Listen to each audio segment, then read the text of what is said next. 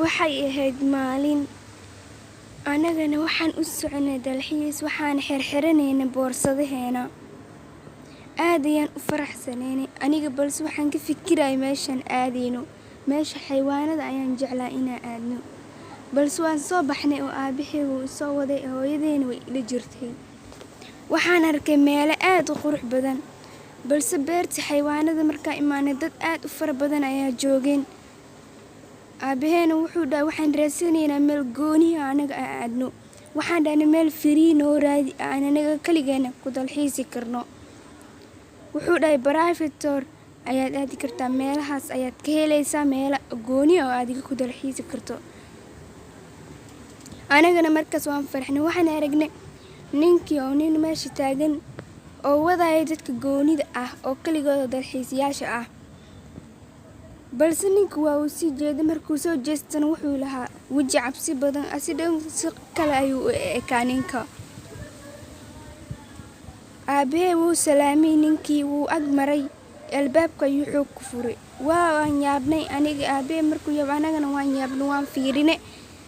Balse gaarigii waan iska korno oo waan iska raacnay. Aniga markaan soo kor gaariga fadhiisto waxaan arkay ur iyo baqti wax meelo yaal gaariga dhan wasaq ayuu ahaa aad ayuuna u urayay. Kadib ninku waa uu nawaday waxaan arkay libaax weligeena kuma haminayn inaan arko libaax. Waxaan arkay dabeer farow meelo aad u qurux badan ayaan soo marnay. Gaariga ayaa xoog jag u dhan ninkina wuxuu noo leexiyay dhinac kale. Ana aad ayaan faraxsanaynay. Aabahey wuu yaabanaa geesaha ayuu fiirnaa wuxuu dhahay intee noo wadaa. Wuxuuna dhahay meel idin qaas ah. Ay hooyadii ayaan la hadlay waxaa dhahay hooyo aad u faraxsanahay. Meel khatar ah meel qurux badan aan arkayaa sidaan u fiirsanayna meelaha quruxda badan. Mar lee naga qarsoonta geedo ayay wada naqta meelii dhan. Hooyadee way yaabtay waxay fiirsay daaqada. Waxaan dhahday xagee noo wadaa. Ninkii ma uusan jawaabin waa uu iska sii jeeday.